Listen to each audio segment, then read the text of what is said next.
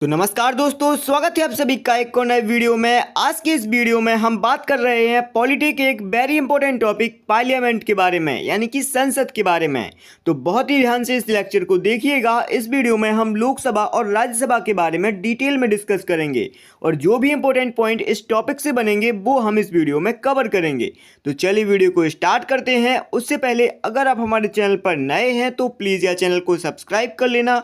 चलिए वीडियो को स्टार्ट करते हैं। अब देखो, सबसे पहले हम समझते हैं संसद के बारे में। तो संसद के 3 अंग होते हैं। पहला लोकसभा, दूसरा राज्यसभा और तीसरा राष्ट्रपति। लोकसभा हमारा निम्न सदन होता है, राज्यसभा उच्च सदन और राष्ट्रपति जो है वो संसद के सत्र को बुलाता है। अब इसके कुछ इंपॉर्टेंट पॉइंट्स भी हैं, वो भी आप लोग याद रखिएगा क्योंकि ये पॉइंट्स एग्जाम में बार बार रिपीट किए जाते हैं।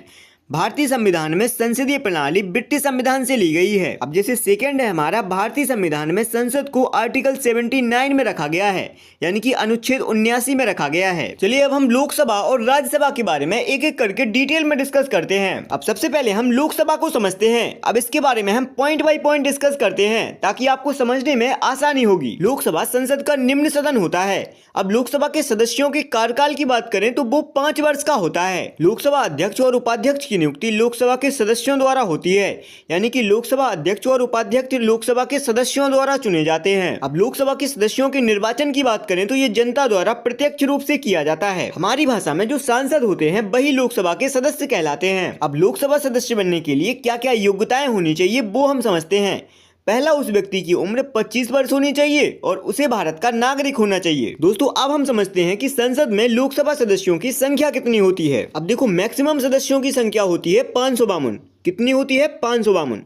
और वर्तमान में जो सदस्यों की संख्या है वो है 545। कितनी है? 545। अब चलिए हम मंत्रिपरिषद को समझते हैं। तो मंत्रिपरिषद में कैबिनेट मंत्री होते हैं, राज्य मंत्री होते हैं और बिना विभाग के भी मंत्री होते हैं और इन सभी के अध्यक्ष प्रधानमंत्री होते हैं और इसे ही हम मंत्रिपरिषद कहते हैं और मंत्रिपरिषद को ही सरकार कहा जाता है। अब चलिए हम अविश्वास प्रस्ताव को समझते हैं। ये भी बिल्कुल ईजी है। अविश्वास प्रस्ताव संसद में विपक्ष के नेता द्वारा सरकार को हराने के उद्देश्य से पारित किया जाता है। अब इसके कुछ इंपोर्टेंट पॉइंट्स भी हैं, वो भी हम इजी वे में समझते हैं। जैसे अविश्वास प्रस्ताव एक सत्र में एक ही बार लाया जाता है और विपक्ष के नेता को लिखित में अध्यक्ष को नोटिस देना होगा 50 सदस्यों के समर्थन के साथ में। और अविश्वास प्रस्ताव केवल लोकसभा में ही रखा जाता है। और विश्वनाथ प्रताप सिंह ऐसे प्रधानमंत्री थे जो विश्वास मत हासिल नहीं कर पाए थे।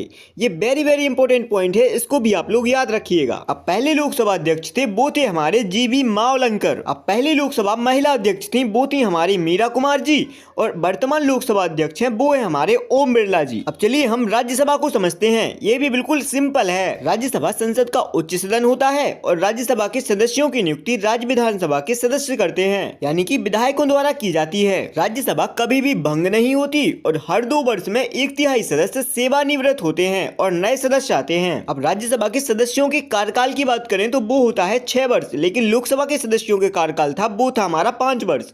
और उपराष्ट्रपति राज्यसभा के पदेन सभापति होते हैं, यानी कि अध्यक्ष होते हैं। अब राज्यसभा के सदस्य बनने के लिए योग्यताओं की बात करें तो उसे भारत का नागरिक होना चाहिए और उसकी उम्र कम से कम 30 वर्ष होनी चाहिए। अब राज्यसभा में मैक्सिमम सदस्यों की बात करें तो वो होते हैं 250 और वर्तमान में सदस्यों की बात करें तो वो है हमारे 245। अब इसके कुछ इंपोर्टेंट पॉइंट्स भी हैं, वो भी आप लोग याद रखिएगा।